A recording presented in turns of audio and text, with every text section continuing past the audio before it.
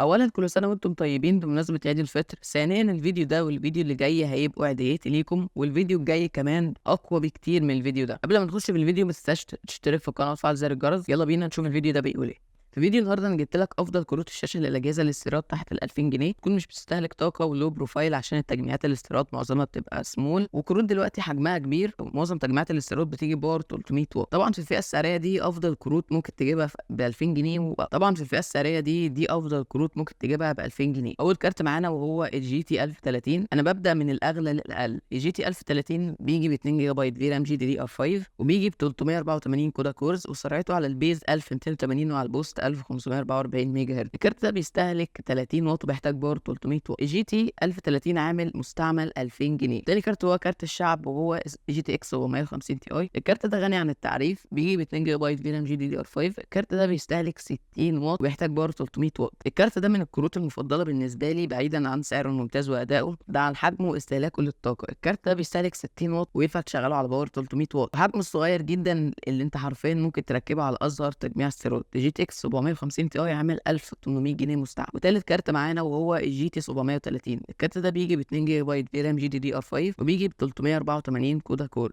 الجي تي 730 بيستهلك 38 واط وبيحتاج باور 300 واط. الجي تي 730 هيبقى كويس للالعاب وشويه مونتاج كبدايه، بس هتحتاج انك تغيره بال 750 او 750 تي اي. والجي تي 730 بيجي ب 1000 جنيه مستعمل. ورابع واخر كارت معانا وهو الجي تي 710. الكارت ده بيجي ب 2 جيجا بايت في رام جي دي دي ار 3. الكارت ده بيستهلك 19 وبيحتاج باور 200 واط. الكارت ده هتلاقيه مستعمل عامل 800 جنيه. ودي كده كل الكروت اللي ممكن تجيبها للتجميع الاستيراد تحت ال 2000 جنيه. نصيحتي لو معاك 1800 جنيه هات 750 تي وانت مغمض، ولو معاك 1000 جنيه او اقل هات جي تي 730. ما تجيبش جي تي 710 لان بصراحه انا ما بحبش جي تي 710 خالص خالص. فاحسن لك هات جي تي 730 لو معاك 1000 او اقل، لان انا مش بنصح بالجي تي 710 خالص، لانه كارت مش قد كده الصراحه، والجي تي 730 افضل منه بكتير. وبس كده، ودي كده كل حاجه في فيديو النهارده. ما تنساش لو عجبك الفيديو تعمل لايك، ولا مش مشترك اشترك وفعل زر الجرس عشان يوصلك كل الفيديوهات الجديده اللي هننزلها. وبس كده، اشوفكم في فيديو جديد. يلا